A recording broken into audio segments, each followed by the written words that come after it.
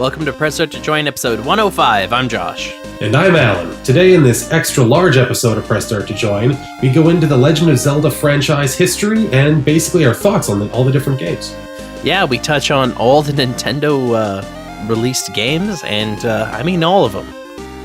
Yeah, all of the actual Zeldas. Yeah, no ugly stepchildren here.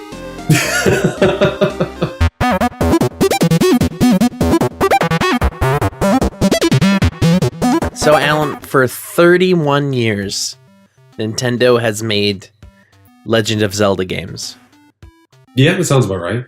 They have 18 different titles in the franchise. I marked that because there's a bunch that have been re-released. Yeah, they've done a lot of remastering and stuff. Although, I will say a lot of the remasters, like Master Quest and Ocarina of Time 3D and that stuff, they're really good in their own. Yeah, there's actually one of the games I'm going to mention later on is a remake of an old game with a new element, and that's why it's noted as a different game. Cool. Let's just do chronological order for the game releases. Okay. Because the way the story arcs is very strange. Well, I mean, if you're trying to go chronological order, A, it goes in a weird direction partway through, and B, they keep not telling us where new games fit. It took them like 25 years to release a timeline, and then they haven't been updating it. Yeah. Yeah, and now I think the second Hyrule Historia book's out, which is the art.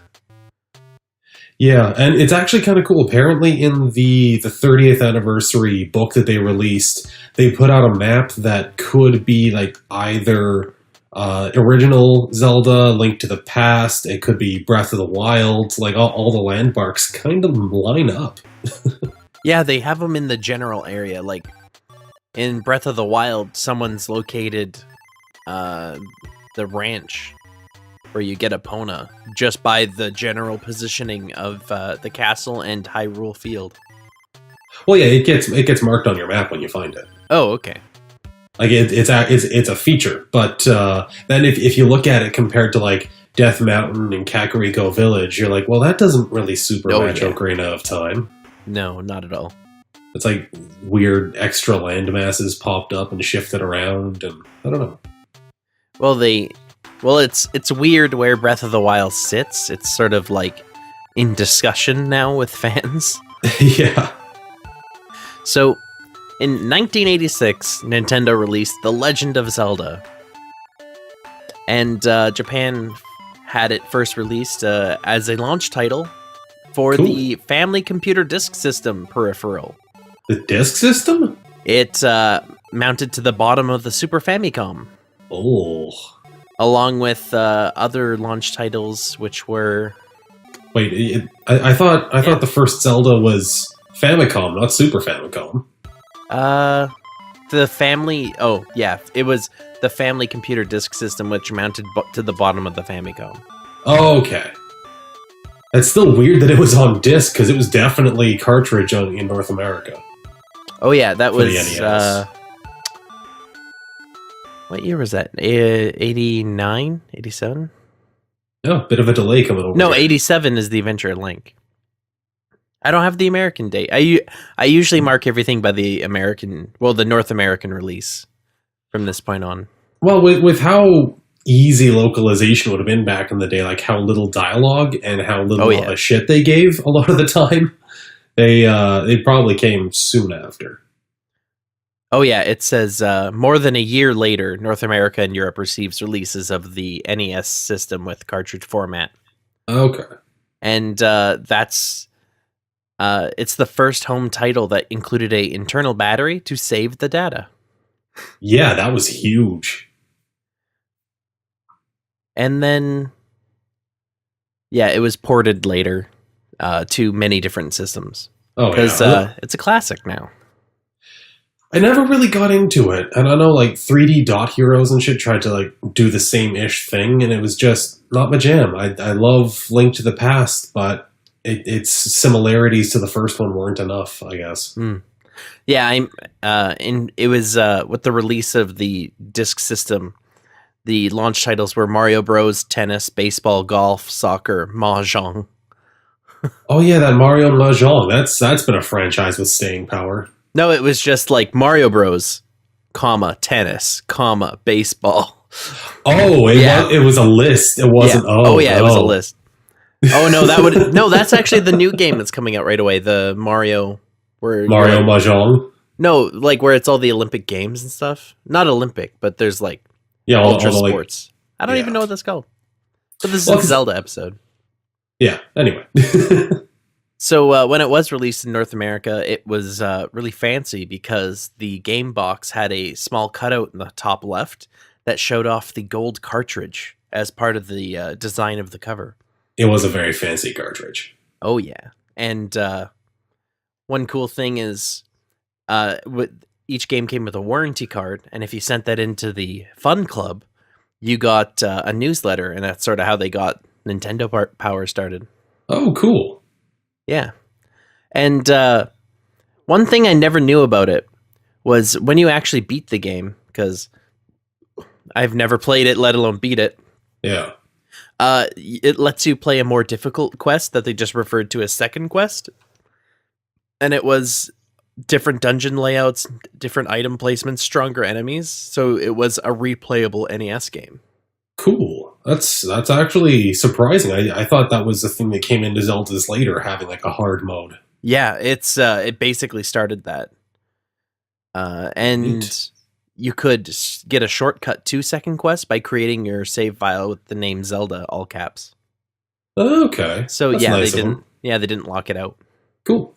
And yeah, basically Miyamoto is the director behind the Zelda franchise, and he wanted to make a game that was like a world for people to adventure in, and he basically said he wanted a miniature garden where you can put it inside your drawer.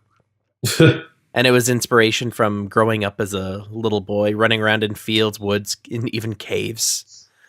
And he said he modeled dungeons after running around in old Japanese-style houses with the sliding doors, so you could sort of reconfigure all the paths. Cool. Yeah, so good on him. Being a little kid and let it shape hundreds of people's imaginations. No, Yeah. hundreds of, I meant like tens of generations. It's had a hell of a lot of staying power.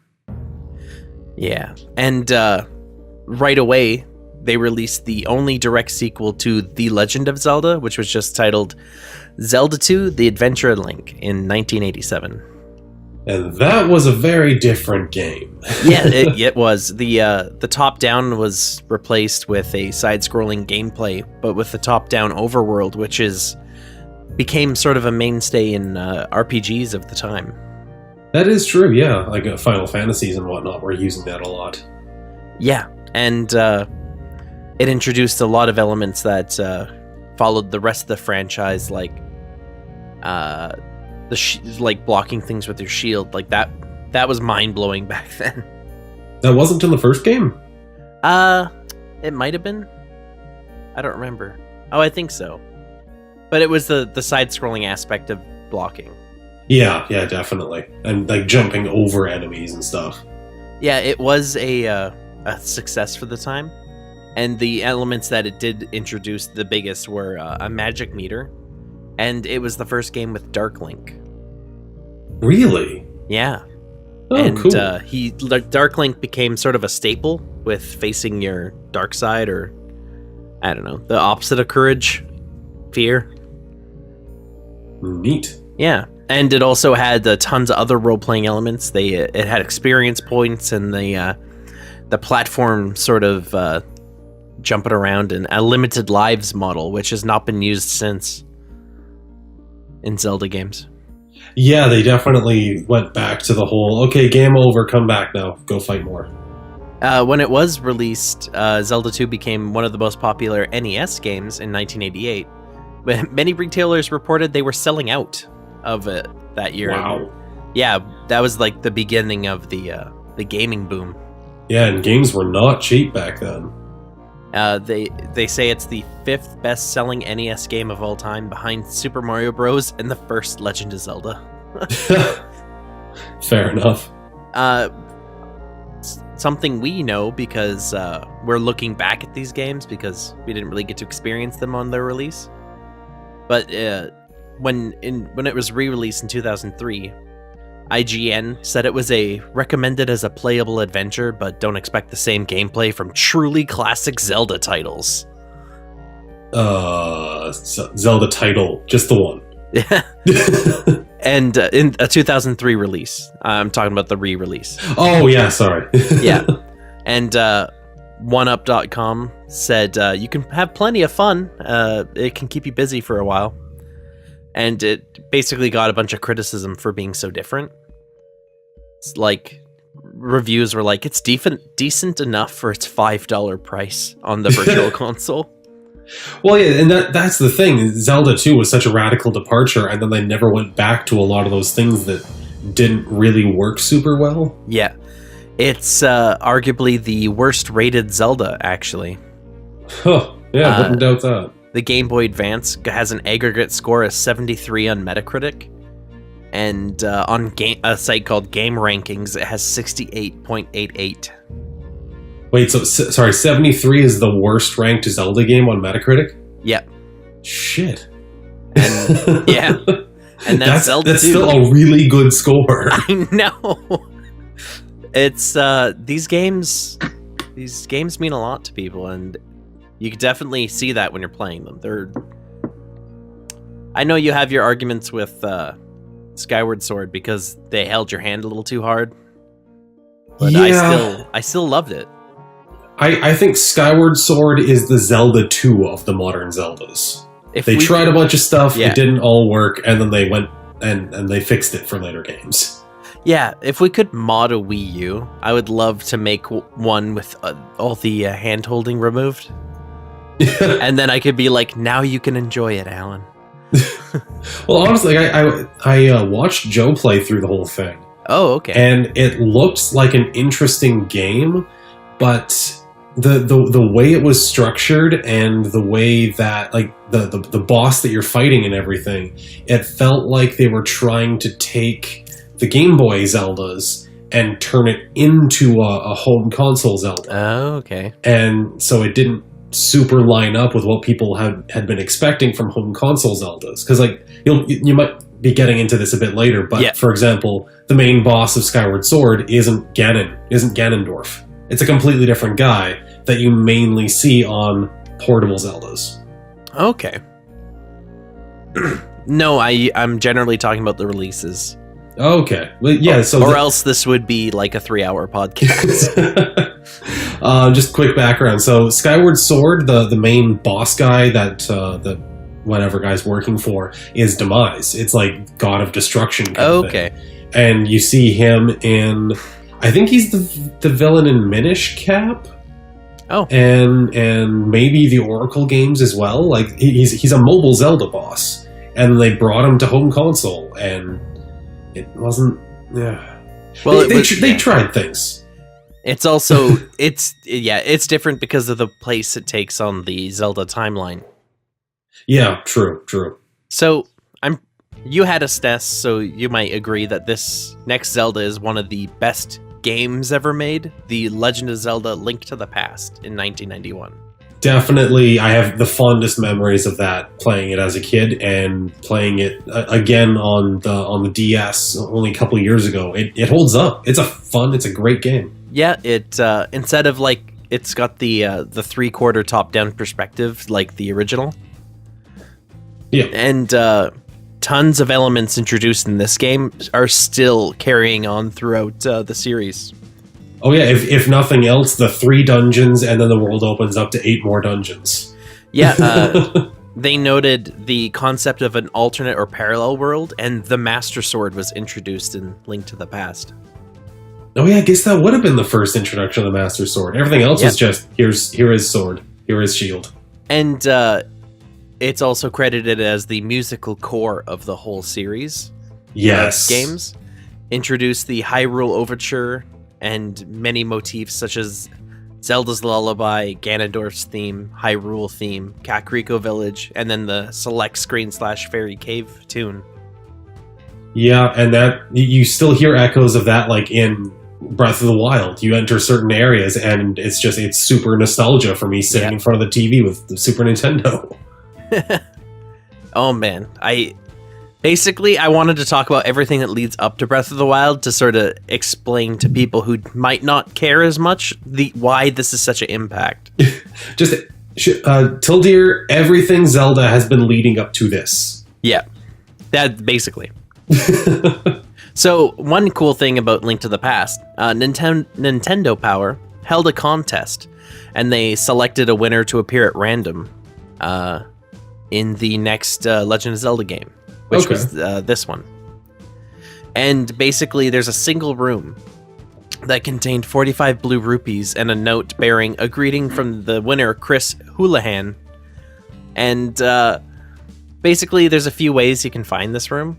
And it was a crash prevention measure. So if you ever broke the game by walking through a door and it couldn't figure out where you were going, it would shoot you into this room.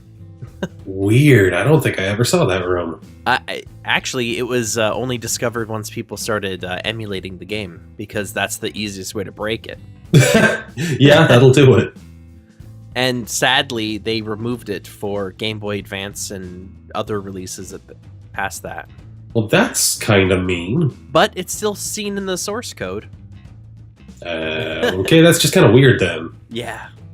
And a fun Canadian fact about Link to the Past. Oh? There was a French version made for the game, and it's the only cartridge that was a French-only release in North America for the SNES. No other game had other language. Weird. Yeah. Just that one. Maybe they did it once, and they were like, Quebec's kind of tough to deal with. Even when we're making them happy, they're mad. Well, that's just Quebec in general, though. Boy. Yeah, American listeners don't get it. I don't know if there is an equivalent. I don't know.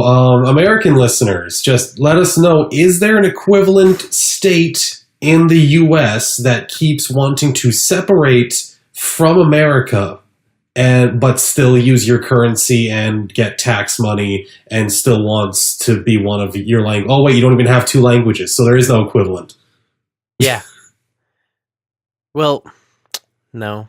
I mean, they've basically got Spanish the way we have French, but that's just because they do a lot of trade with Mexico. Yeah.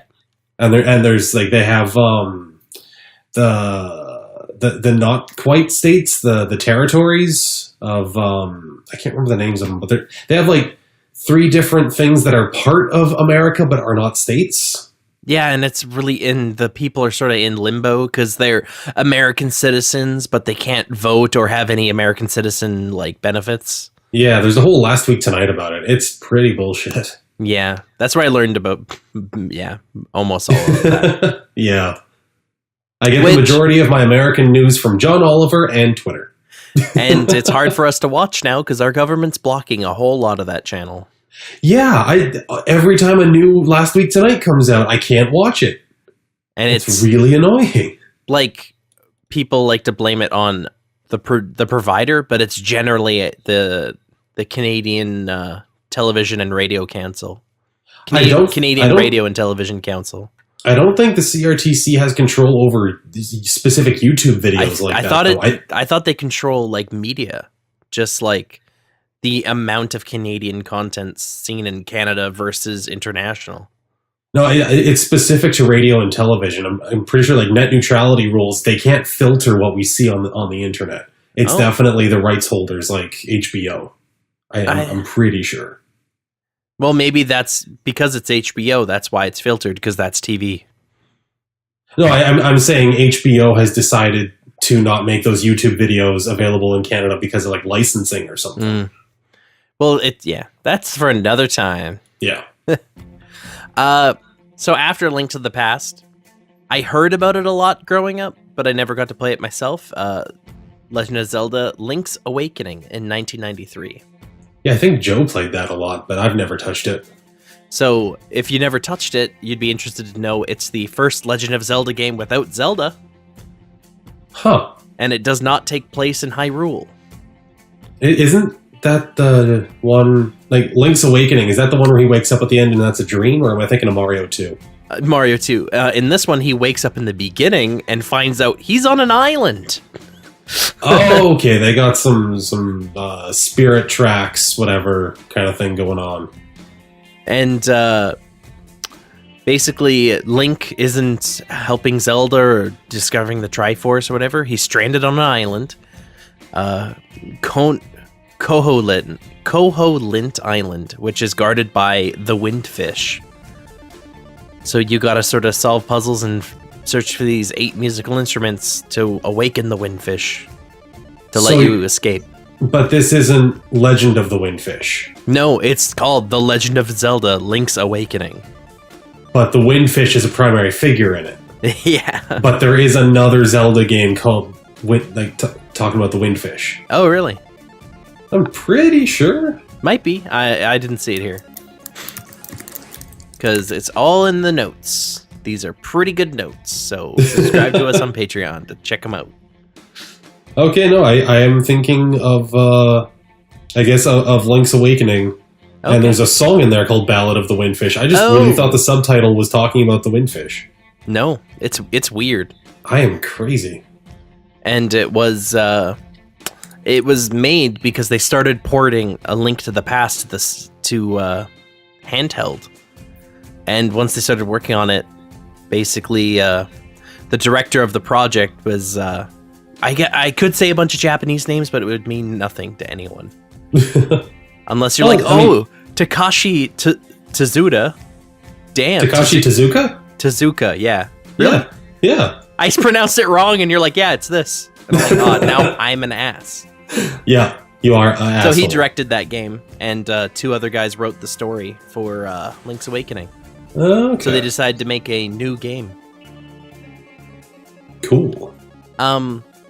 So what's interesting about it is the player's given a ton of advice from non-player characters.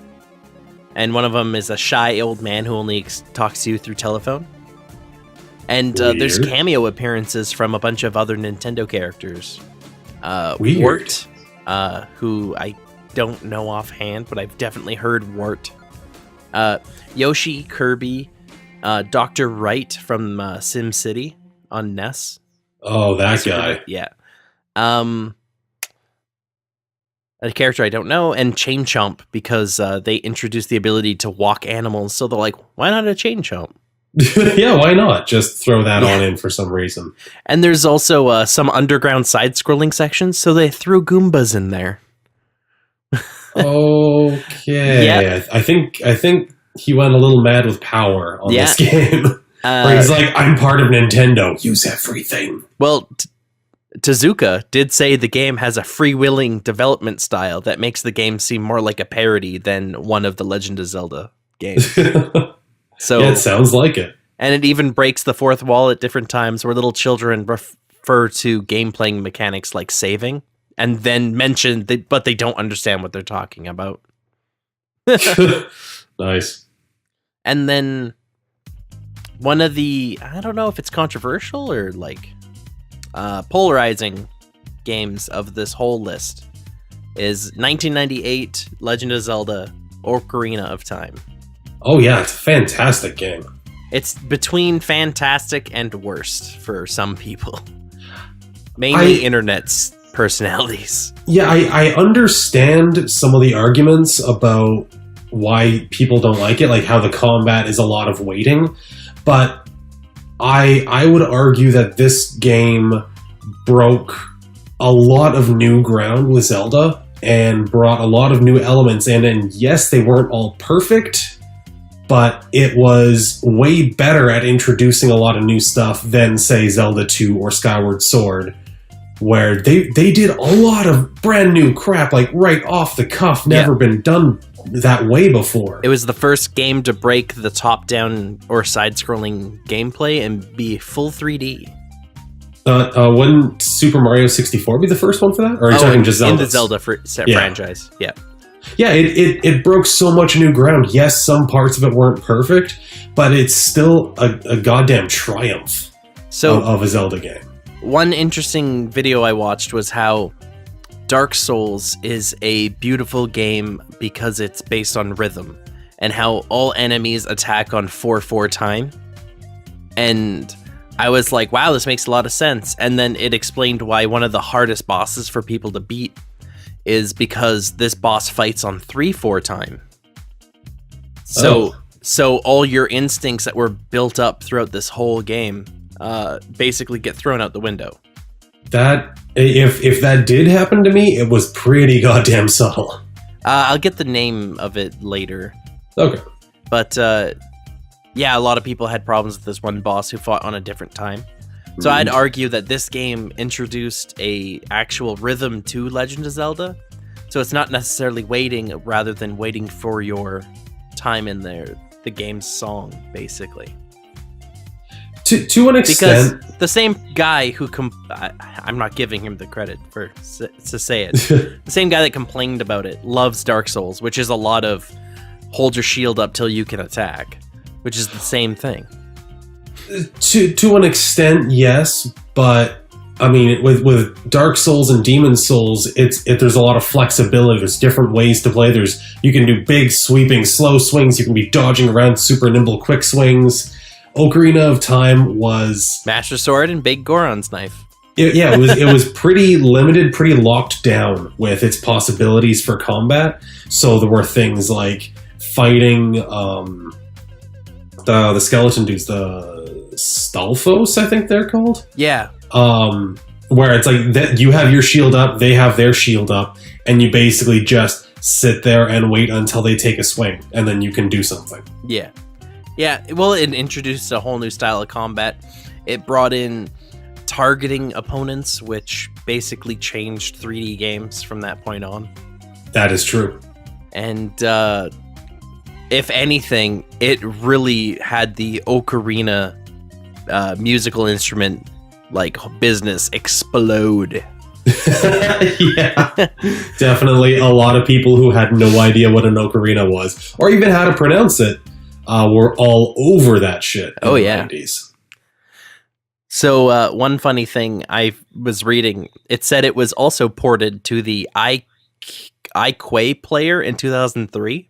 So I had to look into what the hell's an iQue player, and it's a game console made by Nintendo and a Chinese American scientist that's released only in China. Huh. The iQue. Weird. Yeah. It might be IQ, like trying to... Oh, maybe. Sound like an intelligence quotient IQ. Yeah. So this is another one of the games that was released many times. It was re-released for GameCube when Wind Waker was out. It was a pre-order bonus.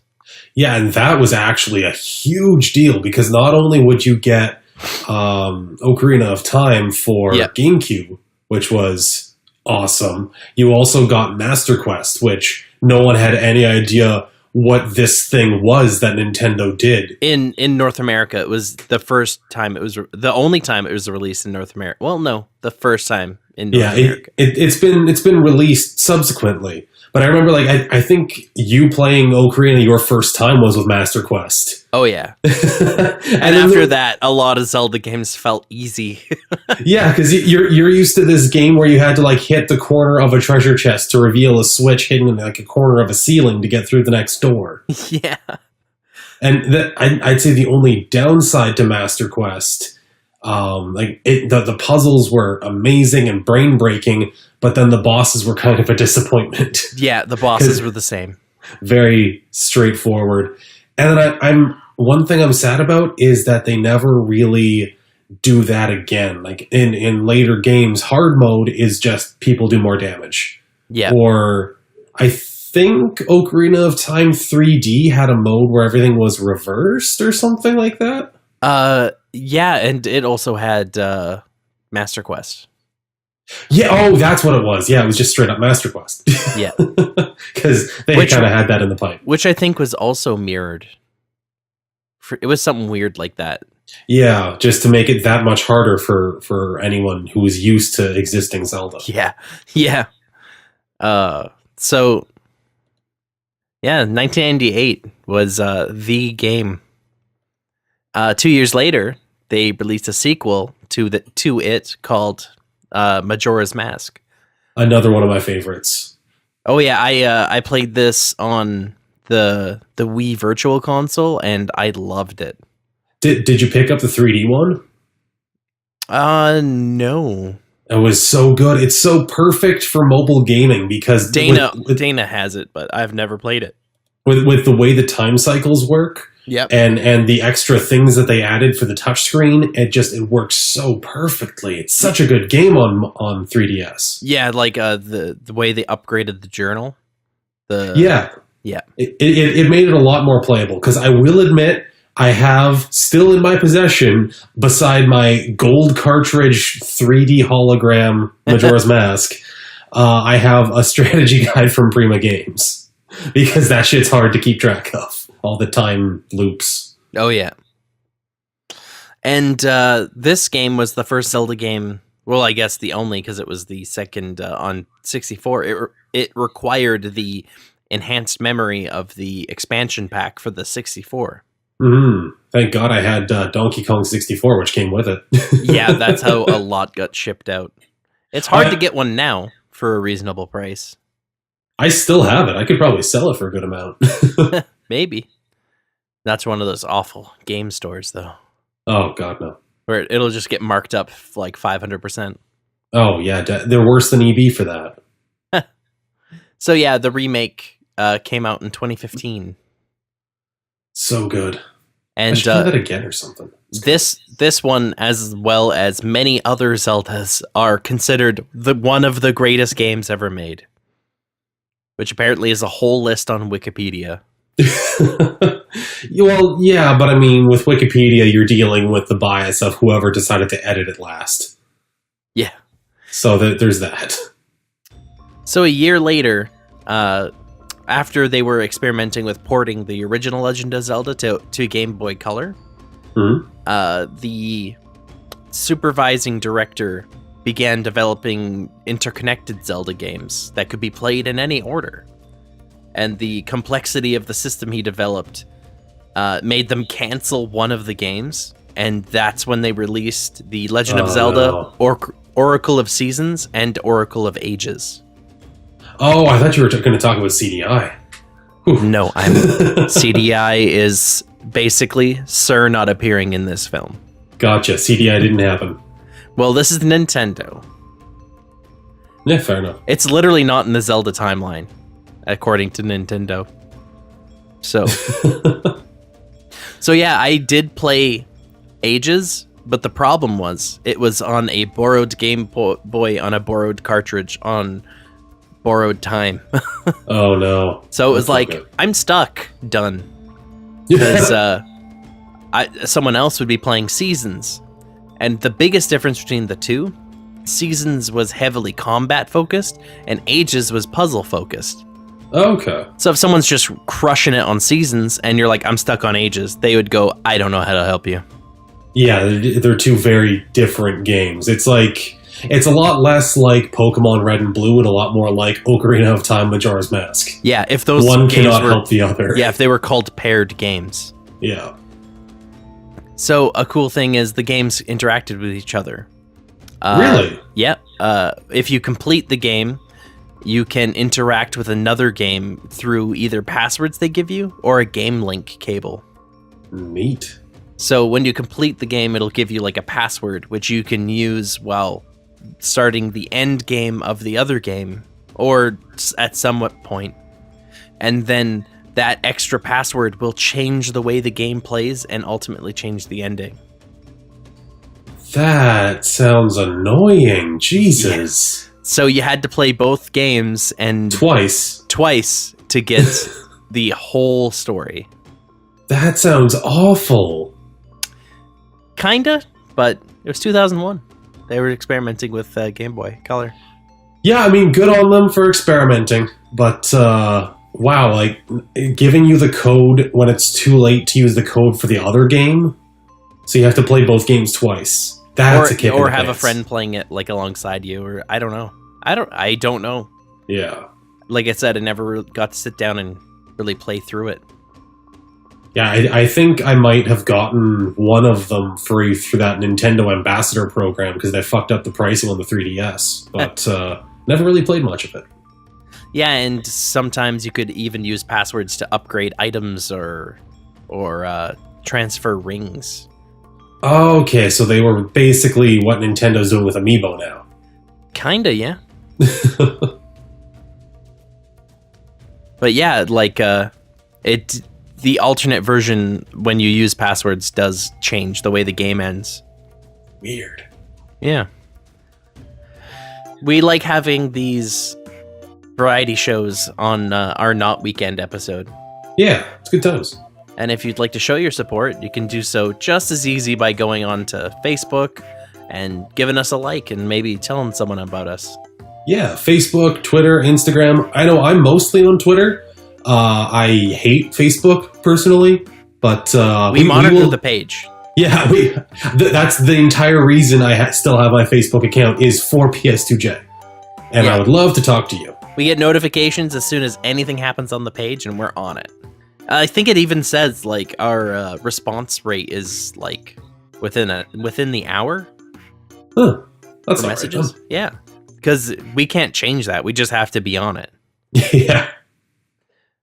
Yeah, and if you like what we're doing and would like to show more support, you can do it monetarily by supporting us on Patreon.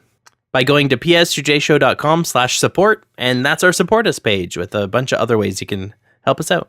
Yeah, and if you're the first one, you can be our favorite fan on a budget. Yeah. It can be usurped. It's basically highest bidder until someone actually backs at the favorite fan level.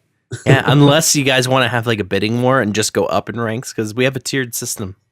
Yeah, I mean, I'd be totally cool with that. And every level has cool like shout outs, and you get show notes. And I mean, that's probably some of the cheapest advertising you're going to get on the internet, really. If you throw us like $1 a month, we will talk about you twice a week. Yeah, probably once or twice a week. And like the show notes for today are quite thick. Yeah, Josh wrote a book about Zelda. Let's say I don't want to use that expression. A short story? No, novella. I was gonna let's call a shovel type a shovel type. I copy and pasted a novella. Josh compiled a book on Zelda. Yep, I compiled a short document on Zelda. Back to Zelda. So, you know how I was saying there was a kind of re-release? No, but continue. So, in 2002, they released Legend of Zelda: A Link to the Past and Four Swords. Yeah, that's the thing that I have on 3DS. Yeah, so it's weird because it's A Link to the Past, but there's a multiplayer function called Four Swords, and that's the whole start of the Four Swords element that comes up later. I've never actually managed to get people to play any Four Swords game with me, so I'm still curious. Yeah, 2 to 4 players. You have to have your games linked together, and their example is when you learn a sword move, it's transferred between the 2 games. Once every player's connected, you can choose one of the 4 basic strategies and play together, and it controls just like A Link to the Past. Yeah, and that's probably why they tacked it on, is because they can reuse a lot of assets between the 2. Oh, yeah. And like all the dungeons are just sort of randomized, so sort of a different experience every time you get to play. It's pretty cool. And 2003, the first, I guess not really the first, but for GameCube, they released The Wind Waker. That was huge. Yes, and it was very huge in Japan. But in North America, the art style turned a lot of people off, and the first time it came out, a lot of people missed out on a really fantastic game. Well, I do remember when it was first being publicized, people were looking at like stills, screenshots, and it looks very flat and cartoony. Yep. But then once you actually look at the game in motion and you see the cell shading moving around, it is gorgeous. Yeah. And the HD remaster, it just made it even more so. Definitely. It's so pretty. And it's a really good game, too. Yeah, and it brought us Toon Link, who has appeared in Smash Bros. And has come up in 2 direct sequels to the game, Phantom Hourglass and Spirit Tracks. And I would argue that Wind Waker marked when they pretty much solved any kind of timing issues people might have with the combat. Oh man. The combat was so... Like, when people were, like, arguing about the art style because of those stills, like you were saying, you'd say, the combat is amazing, and that's not really what you'd think seeing that art style. Well, and the way that they mixed in musical beats with the combat, that might even link back to what you're saying about Dark Souls and the 4/4 beats. Yeah. Yeah, like little music cues sort of built onto the music while you're playing. It felt really good. Very satisfying.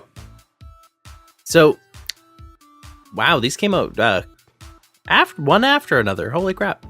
Yeah, they really started pumping them out.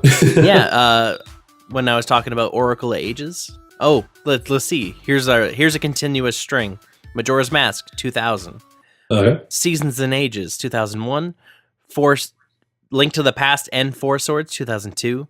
Wind Waker, 2003. Shit. Four Swords Adventure, 2004. So, this game was really showing off Nintendo basically doing whatever they want and having a bunch of handhelds play on a console. Yeah, and one thing is that I think that the two, like the portable Zeldas and the console Zeldas, had different teams. So I think that's how they managed to get that kind of every year release cycle. Oh yeah, they are alternating. So that makes sense. Yeah. So plus, I mean, Majora's Mask was a really short dev cycle because it's just a retooling of mainly Ocarina of Time assets. Oh yeah. So Four Swords Adventure, same sort of idea where it's 4 links with different caps colors playing together, but through link cables on the console. Oh, okay. Because each person had a Game Boy SP as the advertising showed, and they were playing together and separately at the same time. That's like how I managed to track down a Game Boy Advance and a GameCube link cable and have it shipped to me and arrive just in time for Joe to finish Wind Waker, so I never actually got to play with the Tingle Tuner. The Tingle Tuner was awesome. I didn't get around to talking about that, but some of my favorite memories are from playing the Tingle Tuner and my friend bombing my enemies with a 3DS. See, the main... Well, it would have been a Game Boy Advance. But, he was using an SP at the time. Okay. Well, yeah, Game What did Boy, I say? 3DS. Oh, damn it. But the main problem, though, is that they took it out for the HD remix in exchange for the Tingle Bottle Miiverse integration. We took out a fun, possibly easier to integrate feature for a more annoying, way awful one.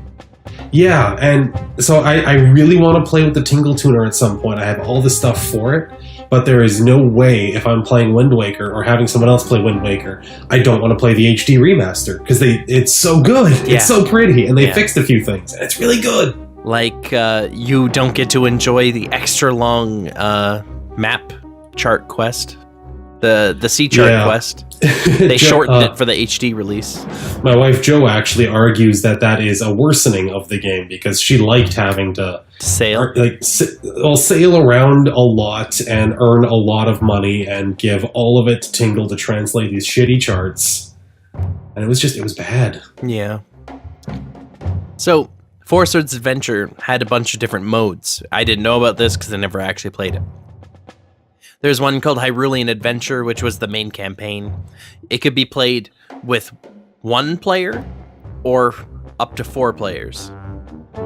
Oddly enough, 1 player could play with computers. 2 people could play with 2 computers, not 3. You can't play 3 in 1 computer. Weird. But then 4-player full multiplayer. I guess they just hate people who only have 2 friends. That's a weird decision to make. Yeah, I don't know. I have to assume it's because of something technical, because that just doesn't make sense.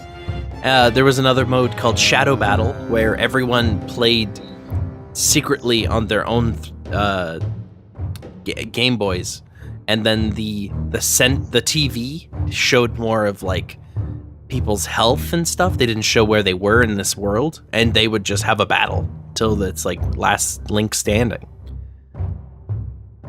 Weird. So they're like invisible to each other, or no, you're all playing on your own Game Boy, and you're all linked through the GameCube, and the TV is just showing stats. Oh, okay, so it's more like a Nintendo World Championship. Oh, like yeah, you're all playing the game separately, but comparing progress and score. Yeah. Okay.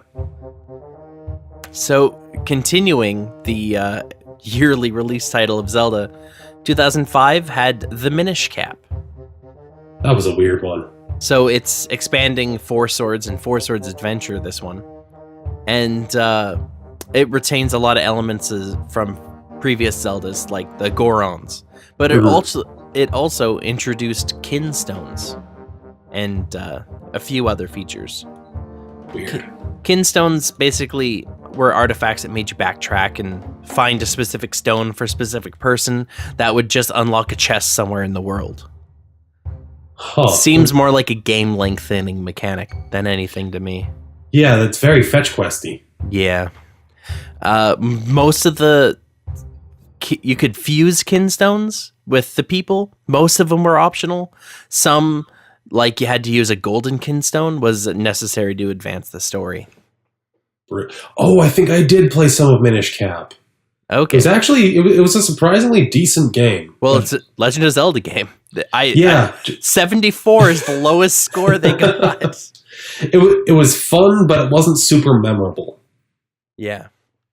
Well, it's hard to be memorable as the Minish Cap when in 2006, The Legend of Zelda Twilight Princess comes out. Yeah, that was huge. And that one, until now, was probably my favorite one. Really? I felt like it took itself a little too seriously, personally. I like that Batman. I like the serious enough. Batman. Well, I mean, there's serious, and then there's taking itself too seriously. Yeah, I like Val Kilmer Batman takes himself too seriously. Oh, that's the Batman I grew up with, so it's all starting to make sense. Fair enough. Like the art direction, I absolutely loved it. The idea of transforming, amazing. That was really cool, and a lot of the stuff they did with the Twilight Realm and the wolf form. It's groundbreaking for the Zelda franchise. Unfortunately, it could have been released in 2005 for the GameCube, but they held it back to release it in 2006 with the Wii. And they released it a month after for the GameCube than when it came out for the Wii. Just to push everyone to get a Wii. Yeah. And there was minor differences between the GameCube version and the Wii version. Mainly the controls. The Wii version made you swing your Wiimote a whole bunch because that was the fun new feature. And because of that, with the motion controls and most people being right-handed, the whole game was actually mirrored. It was flipped. So that, because Link in every other Zelda game is left-handed, the shield in his right. And that's something a lot of people didn't notice till this game came out. I know I didn't. Well, and it actually does kind of make sense from like a medieval perspective, because in a lot of cases you need the majority of your muscle and power blocking. Yeah. And the sword is for more finesse. Yeah. So.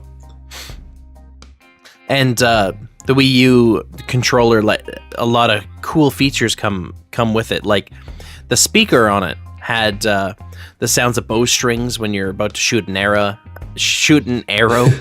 Midna's laugh when she would want to give you advice would come out of the Wiimote. Oh yeah, that was creepy. And chimes when you discover secrets came out of the Wiimote. It was pretty cool. Yeah. And the GameCube version had to add an ability so you could go into a first-person mode, because the Wii had like an easier way to look around you with the Wiimote and the motion. Oh, yeah.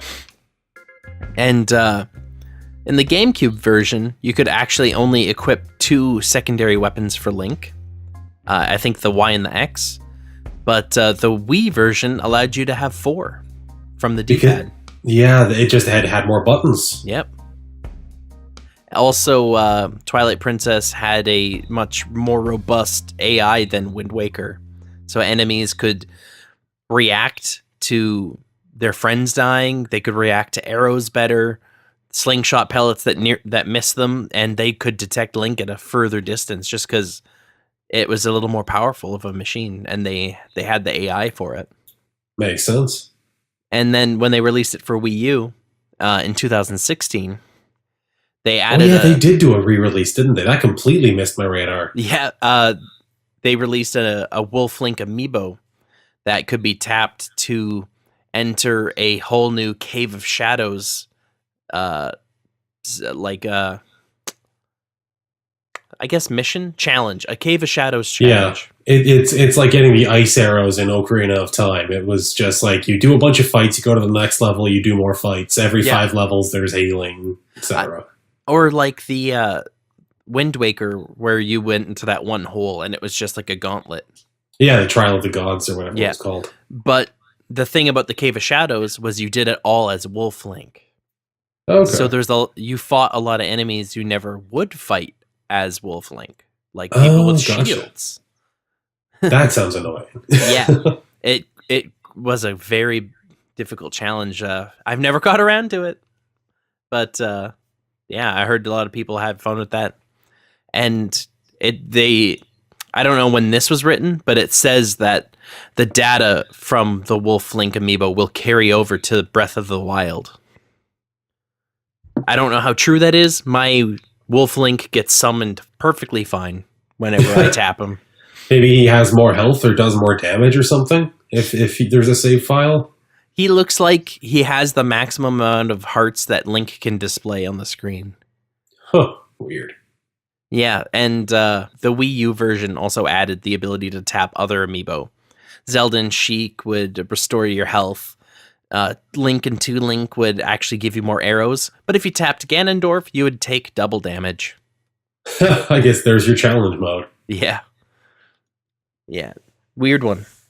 I bought it, super excited, started playing it, and I'm just like, I still remember this game vividly, and sort of... Yeah. So, continuing on the yearly release, we have 2007, Phantom Hourglass.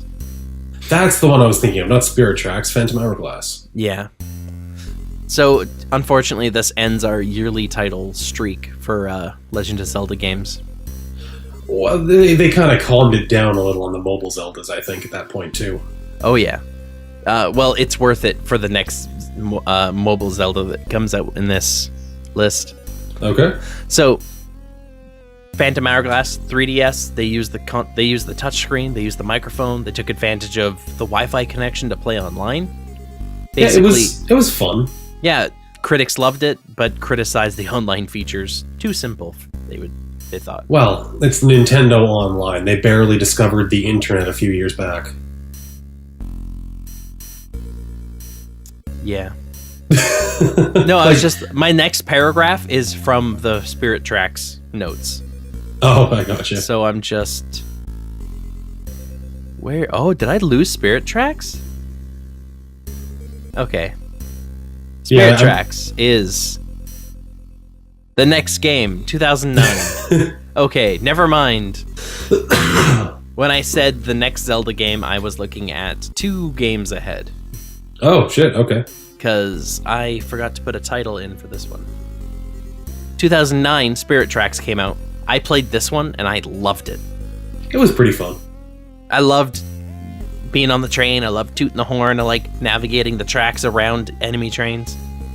They took out the Wi-Fi connection multiplayer, but you could have 4-player gameplay with the DS download feature. Oh, I loved that feature where it's like one person owns the game and a bunch of his friends can play. Like Mario Kart. You can have freaking 1 person with a game, 7 friends that don't own it. Let's all race. Yeah.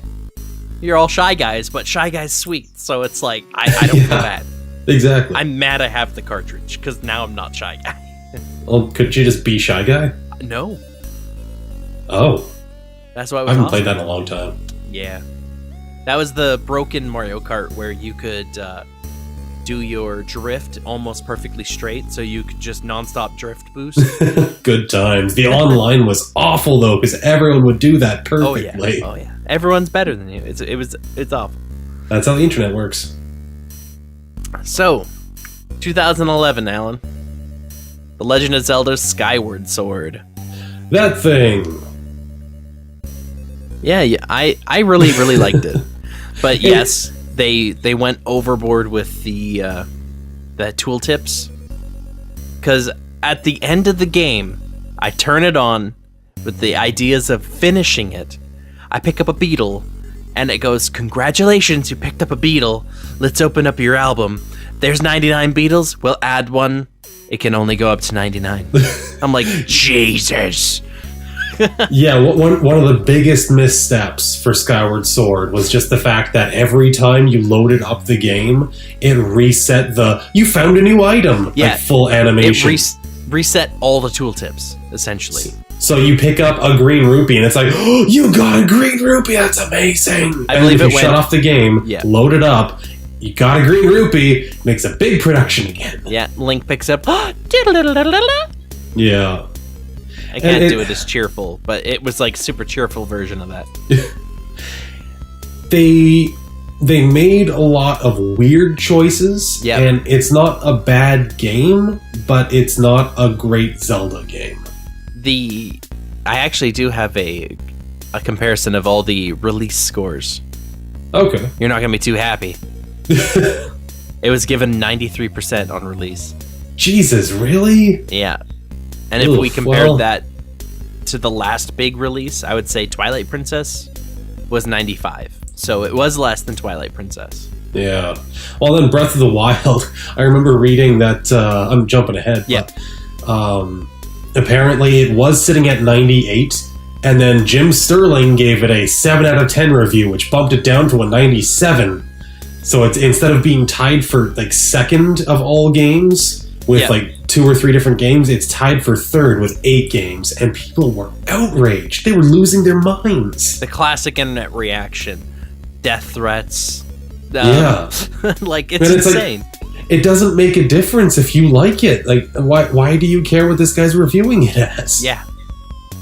It's almost like you care less about the game to tell people, and you care more about a number on a website.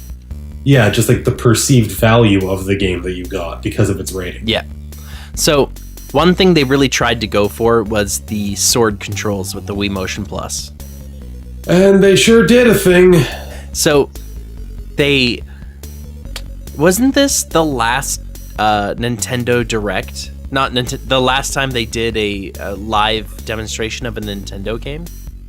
Yeah, I think that was one of their last appearances at E3, and then they started doing Nintendo Direct. Yeah, because Miyamoto tried to do bomb bowling, and it kept not working. Or was that Twilight Princess? No. Could have been Twilight Princess. They were doing bowling. I think what it was is bomb bowling was Miyamoto, and it wasn't working super well. Skyward Sword was they had an actor like prancing around with a Wiimote, but it was very clearly not quite synced up because it was like a choreographed thing. He wasn't actually playing the game. To pre-recorded footage, Yeah. Really weird. And that's sort of like when everyone's like, eh.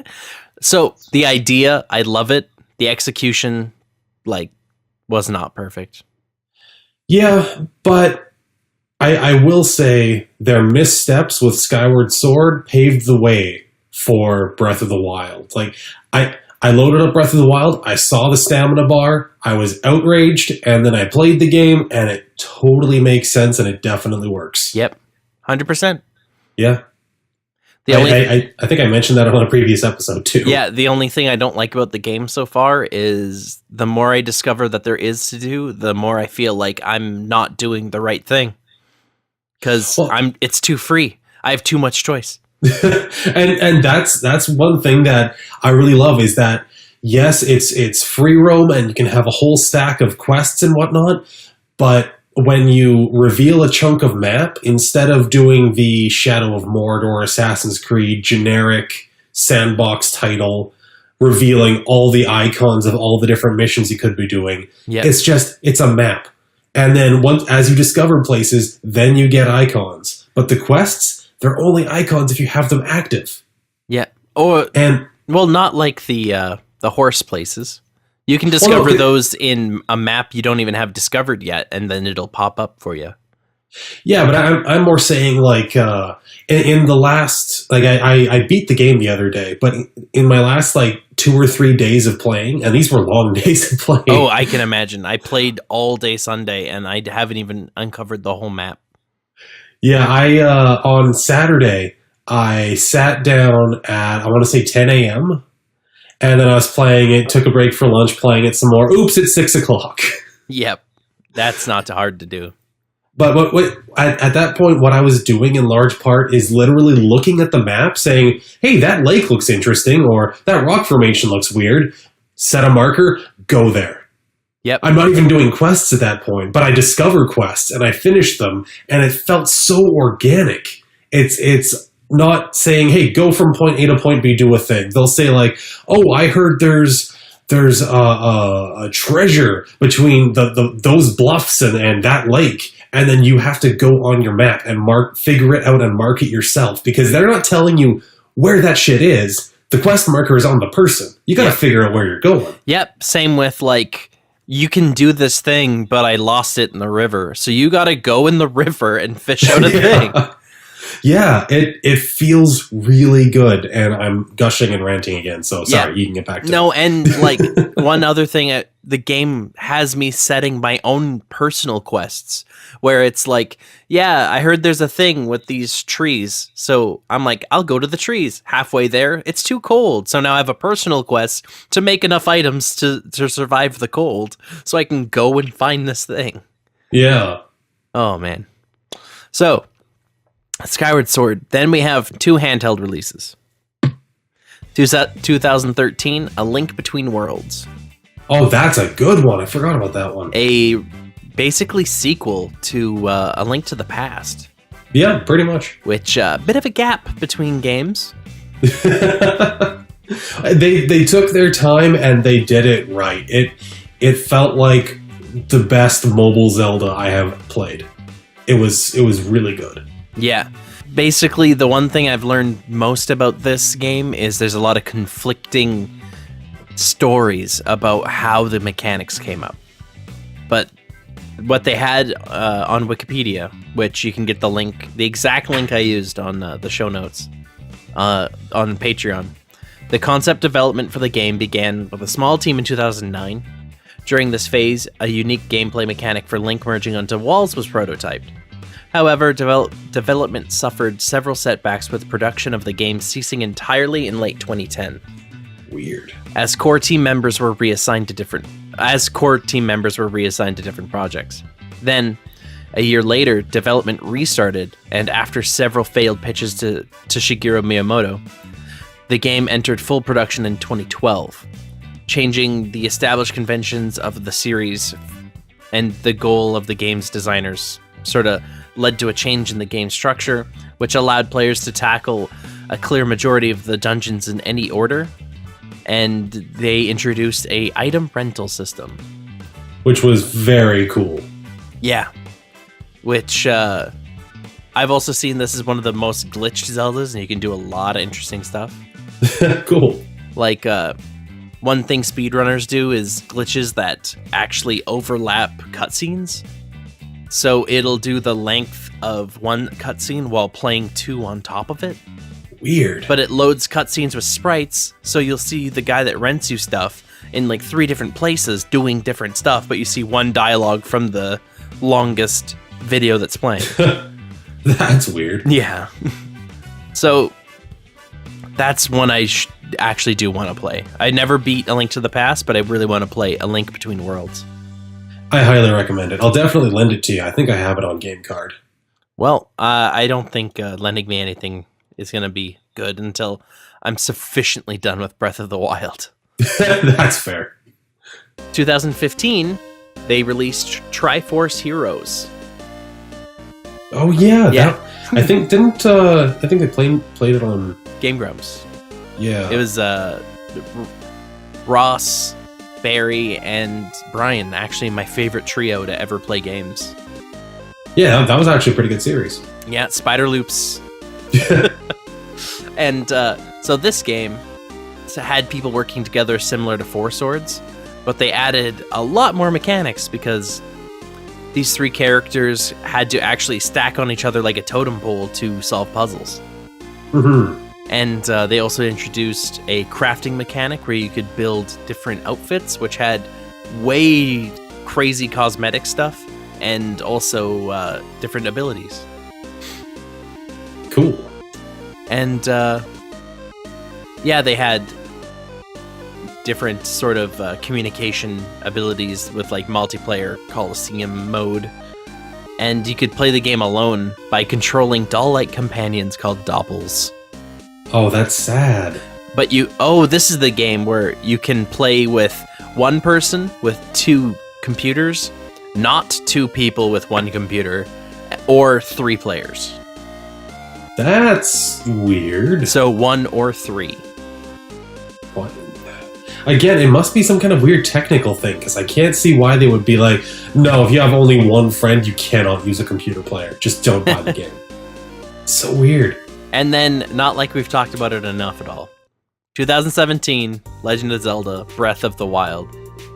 Very, very, very good. Every other Zelda has been leading up to this point.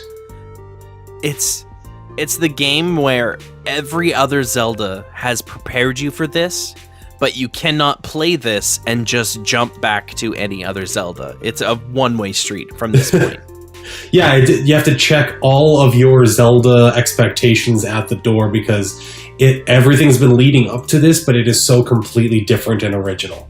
Besides all the stuff we've already talked about, if you want to quote me to your friends and they want to know what makes Breath of the Wild different, why is the jump button? Yeah. Yeah, we haven't seen a jump button since Zelda 2. Yeah. And like, it breaks virtually all conventions from the series. Everything is physics-based. I watched a video on YouTube of a guy, he's like, oh, I was too lazy to figure out this puzzle properly, getting this electricity to flow. Yeah. So he takes every weapon out of his inventory, lays it in a line to conduct the electricity to where it needed to be. I've also jumped through a few puzzles by laying down my great sword, which is thunder-based. It counts as a battery. Yeah, like, everything in this game is physics. It's like, oh, if there's a thing with spike balls hanging from chains, you can just wrap them around pillars to get them out of the way. Yeah. It's all physics. It's all very, very cool. And I don't know how many hours you'd say, but I put like 16 into it, and I've technically, according to one of the quests, completed a quarter of the game and discovered 80% of the map. Well, I actually just beat the final boss. And let's see if there is a total here.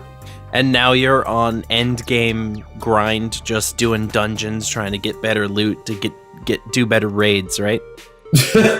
Well, actually, that's one thing about this game. Like, I've seen people ranting online because minor spoiler-ish, but once you beat the game, it takes you back to your last save.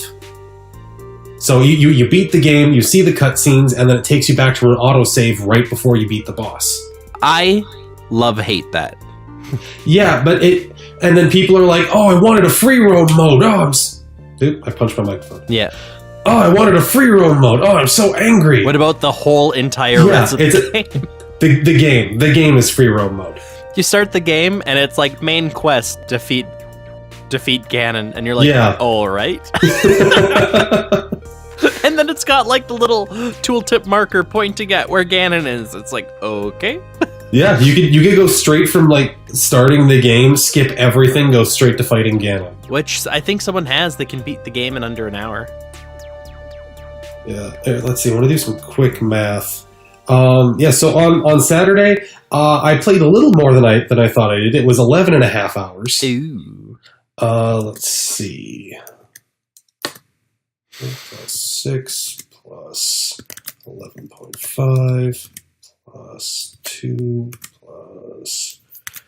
I actually grabbed the Switch parental control app just out of curiosity, and it's been tracking my playtime. Oh. And I don't know if I should be proud of this number or not, but I will release it to the public. Okay, so I personally have played over 55 hours of Zelda. All right. I may have a problem. Have you seen what you get when you collect all the Korok seeds? No, I haven't. Because I've saw that spoiler online because someone already collected all 900. There's 900? That's a lot of seeds. Oh, and you'll love what you get for it. Shit. Well, I guess now I have to take the console back from Joe. She was planning on playing this week. This week? Time off. You got to get off. I'm hunting seeds. Just sleep. Yeah, just like you can play when I'm sleeping or at work. You're around my schedule. Yeah, it's such a fun game. And like I said, like even I have a bunch of quests waiting for me, other side quests, other shrine quests, but I'll just like look at the map and be like, hey, what's with that spiral of rocks? I'm going there. Yeah. And then just start climbing mountains and gliding across rivers and finding cool shit. I've had a lot of fun playing Nintendo games. This is the most fun. Yeah. It is a very good game. It is selling Switches. It is the reason to have a Switch. Even though it is even though it is out for Wii U as well, it's the reason to have a Switch because Wii U is kind of second-class citizen. They're not making Wii U anymore. Why buy that system? And I was originally looking at it on Wii U until it was announced for the Switch. One of the reasons is because the gamepad screen, it's just a logo, Legend of Zelda, and it says tap the screen to display on the here instead of the TV. Gross! It's just a Switch. It's just like wow, it's a Switch port. Yeah, it is literally a Switch port because when they were originally showing this, it had like map and menu interface and that kind of thing, but they didn't want that stuff to be left off of the Switch. They didn't want the Wii U to be the first class version, so they actually actively hobbled the Wii U version to make the Switch one more appealing. Wow, the Switch just got ice climbers for Smash Bros. Ford. Yeah, pretty much. All right. One parting question, Alan. All this Legend of Zelda talk. What Triforce do you think you is? Courage, wisdom, power? That is a big question. I'm also extending the question to all our listeners. Yeah, definitely. Yeah. I think I'm kind of a weird one because I'm not particularly wise, but I have the courage to try new things. So I'm a tinker. I take things apart and see what works. So I don't necessarily know what I'm going to do or what is going to happen, but I will do it. So I would say Triforce of Courage. I don't know. I'd argue that's more of a wisdom. It's not always a good idea. Yeah. But it's like experimenting, sort of scientific, making me think of wisdom. Like I have killed electronics taking them apart to try to turn off LED lights. It's not always a good idea. Yeah. I'd argue definitely for me power, because if something ain't moving, I'll just move it myself. Fair enough. So what are you? We are on Twitter, Facebook, Instagram. Let us know. And Justin, I'm on Skype because you feel like being the secret fan. Yeah, I've seen some hilarious live messages where I should have waited 3 seconds. Yeah. Oh, it's good stuff. But man, all our fans that talk to us get talked about. Yeah, definitely. We love hearing from people. We do it for you. This is all for you. All of you. The fan collective. And I think that just about does it for our long Zelda episode. Yeah, man, this was a long one. But I feel it was great, because we got to revisit an amazing franchise. It's so good. Such good stuff. So, as always, thank you for listening, and thank you for pressing start. It's dangerous to go alone. Take this.